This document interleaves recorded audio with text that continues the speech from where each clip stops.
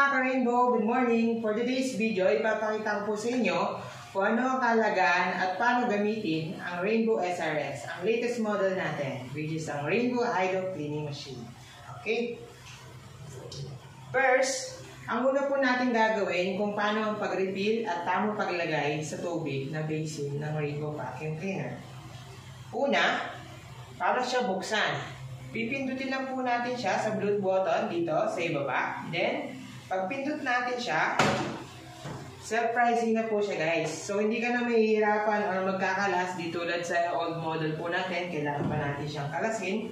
Tapos, mahihirapan pa tayo kung hindi tama yung ating pagkakalas. May times na pagka nagkamali tayo, yung mga basin maaaring mabasag. So, ang pinakaganda ng latest model po natin ngayon is pinagsama na po yung tali niya po. Ito na po yung tali niya. Yan.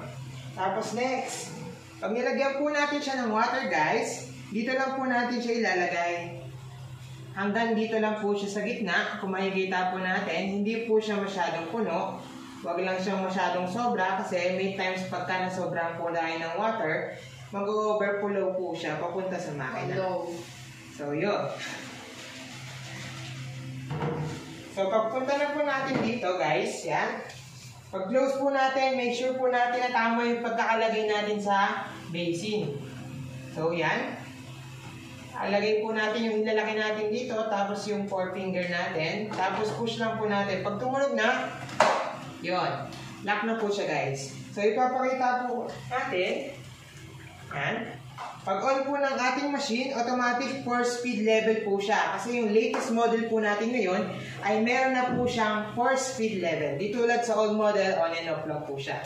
So, ito ang ginaganda ng latest model po natin, which is ang Rainbow SRX. So, pag open po natin, yan. So, you can see, high-speed mode na po agad siya. So, yan. Pagka hinahan natin, medyo naiingayan tayo. Pwede na natin siya bawasan ng speed level. Ito na po yung third speed level. Fourth and third speed level, ito po yung ginagamit po natin para panlinis ng ating bahay. Next, meron po tayong tinatawag dito na silent mode. Ito na po yung 24/7. Pwede po natin siyang paandarin as air purifier. Next, kung medyo nahihingayan pa tayo, ito na po yung pinakamahina po namin. Yan. Ayun na po yung silent mode, 24/7. Tapos, ang kinaganda yan guys, tipid pa po siya sa kuryente. So, 30 watts lang po yung cost ng kuryente niyan, para lang po nakabukas na isang ilaw. Yan. Sa high speed mode, 850 watts lang po siya. So, yun. Ayun ang kinaganda ng Rainbow. At pag-operate po natin sa ating Rainbow SRX. Next, naman po, kung nagtatanong po tayo kung meron na pa po ba ng timer. So, ang latest model namin guys, may timer na po. Kung mag-purify ka for 24/7 or kung gusto mo 30 minutes, first light dito sa may bandang kaliwa po ng button niya. Yan.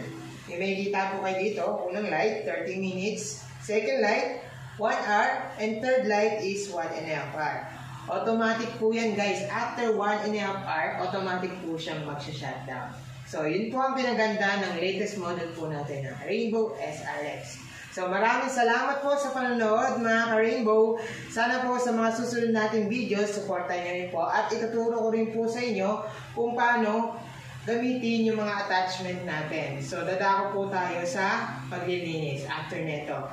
Thank you guys. Don't forget to subscribe and comment down below. And ilalagay ko na rin po dito sa description namin kung yung page po natin para kung sakaling magpa-inquire kayo ng demo, free demo lang naman po anywhere in the Philippines. Ha guys? Thank you mga Rainbow!